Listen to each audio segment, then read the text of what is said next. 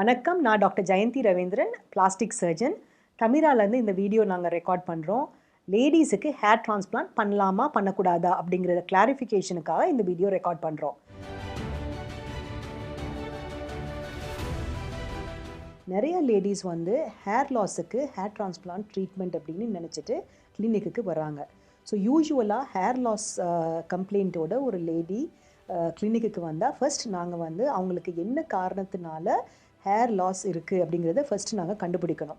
Hair transplant வந்து பண்ணுறதுனால hair loss control ஆகாது. அதாவது ஹேர் டிரான்ஸ்பிளான்ட் பண்ணணும் அப்படின்னா அதுக்கு முக்கியமான இண்டிகேஷன்ஸ் இருக்கணும். அதாவது ஹேர் லைன், ஃபோர்ஹெட் வந்து அதிகமாக விரிஞ்சிருந்தாலோ, அதாவது பிறவிலேயே வந்து பெரிய ஃபோர்ஹெட் இருக்கும், அவங்களுக்கு ஹேர் லைனை லோவர் பண்ணணும் அப்படின்னா அதுக்கு hair transplant is a good indication. அது மட்டும் இல்லாமல் நிறைய லேடிஸுக்கு இந்த ஃபீமேல் பேட்டர்ன் ஹேர் லாஸ் அப்படின்னு சொல்லுவோம். அதாவது ஃப்ரண்ட்டில் இருக்க முடி எல்லாம் வந்து தின்னாகி பேக்கில் இருக்க முடி ஆக்சுவலாக ஸ்ட்ராங்காக இருக்கும். அது வந்து ஹார்மோன் இன்ஃப்ளூயன்ஸ்னால அந்த ஃப்ரண்ட்டில் இருக்க முடி டிப்பிக்கல் மேலுக்கு எப்படி பால்னஸ் வருதோ அதே மாதிரி ஃப்ரண்ட்லையும் பேக்லேயும் இந்த ஏரியாவில் இருக்க முடி தின்னாகும். பட் சைட்லேயும் பேக்லேயும் இருக்க முடி ஸ்ட்ராங்காக இருக்கும். அந்த மாதிரி இருக்கும்போது அவங்களுக்கு ஃப்ரண்ட்டில் female pattern baldness advance grade இருந்து ஸ்கேல்ப் விசிபிளாக இருந்தால் அவங்களுக்கு ஹேர் டிரான்ஸ்பிளான்ட் பண்ணலாம். பட் டிஃப்யூஸாக தலை ஃபுல்லாக அங்கங்கே முடி கொட்டுறவங்களுக்கு hair transplant is not an indication. Next என்ன டெக்னிக்கில் இவங்களுக்கு ஹேர் டிரான்ஸ்பிளான்ட் பண்ணால் ரிசல்ட் பெட்டராக இருக்கும் அப்படிங்கிறத பற்றி நான் சொல்கிறேன். ஸோ ஹேர் டிரான்ஸ்பிளான்ட் ரெண்டு விதமாக பண்ணலாம். ஒன்று வந்து FUE டெக்னிக்னு சொல்லுவோம், அது follicular unit எக்ஸிஷன்.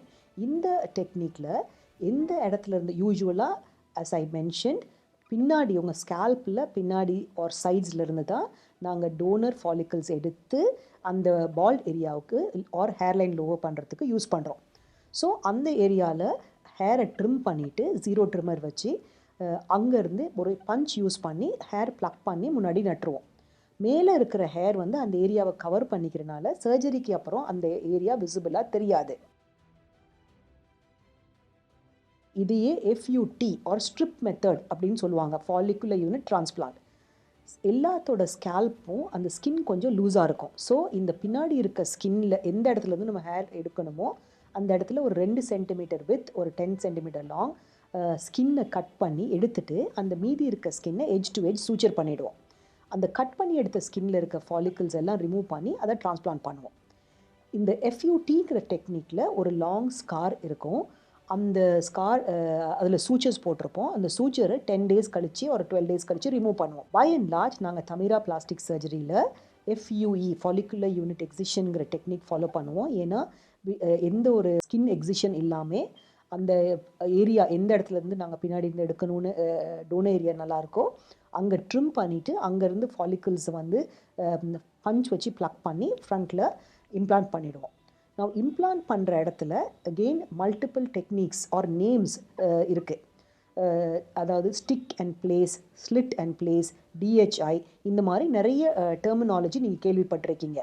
Sapphire knife use பண்ணாங்க.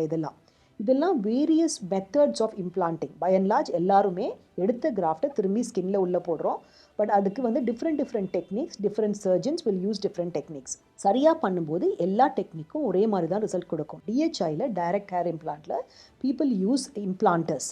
நாங்கள் இம்ப்ளான்டர்ஸ் வந்து ஒரு பென் மாதிரி இருக்கும். அதில் எடுத்த கிராஃப்டை உள்ளே செலுத்திட்டு அந்த பெண்ணை எப்படி நாங்கள் பின்னாடி ப்ரெஸ் பண்ணால் நிப் முன்னாடி வருதோ அந்த மாதிரி ஹேர் வந்து இம்ப்ளான்ட் ஆகிடும்.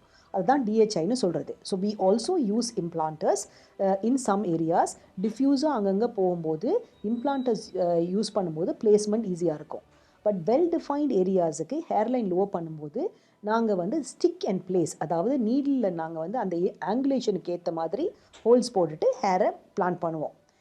ஸ்லிட் அண்ட் பிளேஸ்னால் நிறைய பேர் டிஃப்ரெண்ட் டைப்ஸ் ஆஃப் பிளேட்ஸ், அதில் தான் சஃபயர் பிளேட்ஸ் யூஸ் பண்ணுவாங்க. அந்த மாதிரி பிளேட்ஸ் யூஸ் பண்ணிவிட்டு ஸ்லிட் பண்ணுவாங்க. ஃபஸ்ட்டு ஹோலை க்ரியேட் பண்ணிவிட்டு அப்புறமா ஹேர் இன்சர்ட் பண்ணுவாங்க. அதுக்கு வந்து ஸ்லிட் அண்ட் பிளேஸ் அப்படின்னு சொல்லுவோம். இதெல்லாம் வந்து இம்ப்ளான்டிங் டெக்னிக்.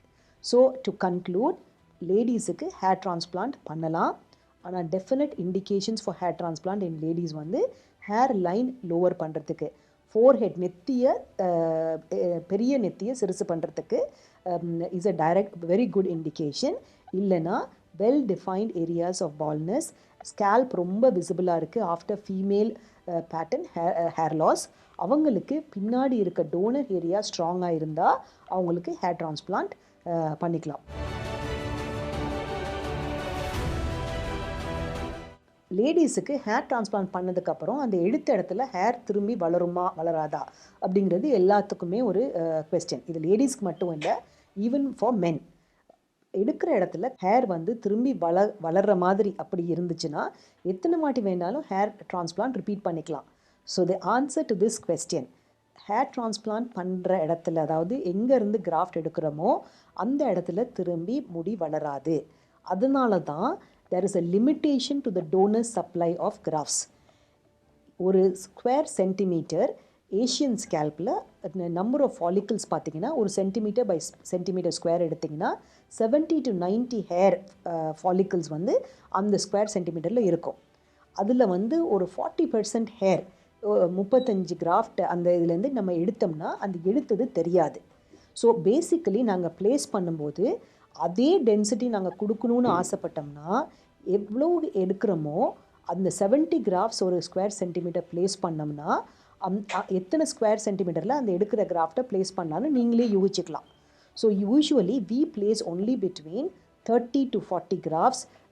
டென்ஸ் பேக்கிங்னு சொல்லுவோம் சில ஏரியாஸில். அப்போ வந்து ஃபர்தராக ஹேர் லாஸ் இருக்காது அப்படின்னு நினைக்கும் போது 60-70 கிராஃப்ட்ஸ் பேக் பண்ணலாம். பட் அதர்வைஸ் எவ்ரி ஸ்கொயர் சென்டிமீட்டர்ஸ்க்கு we pack around 30 to 40 grafts. So எடுத்த இடத்துல அந்த ஃபாலிக்கிள்ஸ் திரும்பி வளராது. So there is a limitation on that supply of donor hair from the back.